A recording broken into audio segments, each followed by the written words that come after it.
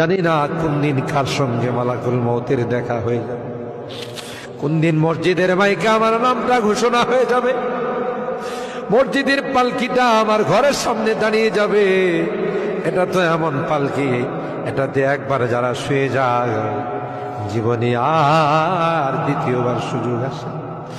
দুনিয়ার মানুষ নিষ্ঠুরের মতো আমাকে গোসল করাবে, আতর গোলাপ দিয়ে সাজাবে,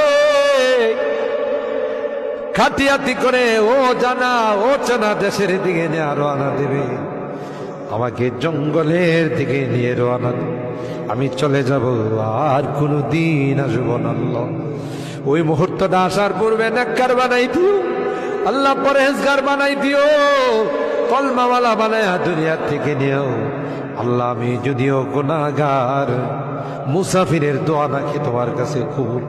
সাদা দাড়িওয়ালাদেরকে নিয়ে হাত উঠেছি আল্লাহ, আলেম উলামাদেরকে নিয়ে হাত উঠেছি, পর্দার আড়ালের নেককার দিনদার মা বোনদেরকে নিয়ে হাত আল্লাহ।